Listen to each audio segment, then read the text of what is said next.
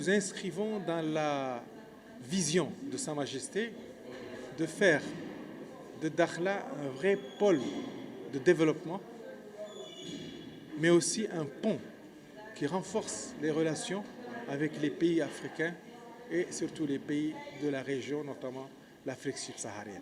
C'est pourquoi tous les regards sont tournés ces dernières années vers cette région, où des perspectives ambitieuses ont été concrétisées grâce à des dynamiques socio-économiques enregistrées au niveau de son territoire, matérialisées par des investissements dans divers domaines économiques et sociaux.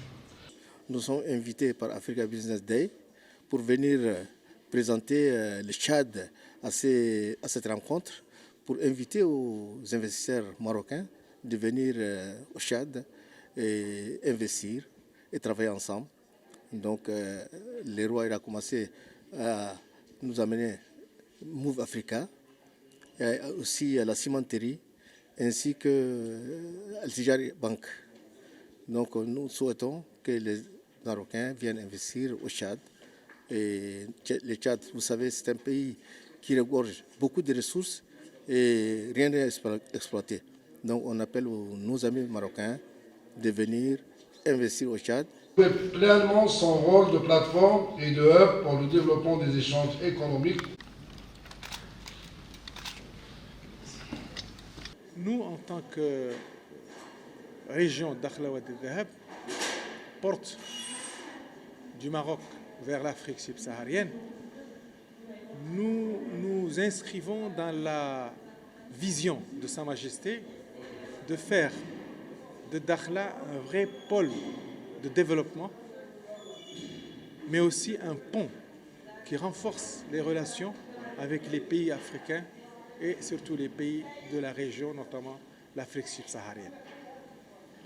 Cela a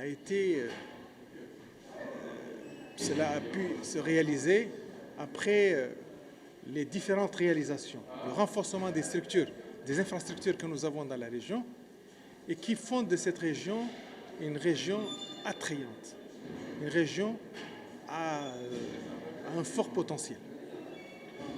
Le dernier discours de Sa Majesté, le roi, a été très clair dans sa vision de faire de la façade atlantique, après les infrastructures, les grandes infrastructures, notamment le port atlantique, de s'ouvrir aux pays africains subsahariens et de renforcer davantage la coopération entre les pays ayant une façade atlantique, mais aussi que cette façade atlantique soit au service des pays enclavés, comme par exemple le Tchad.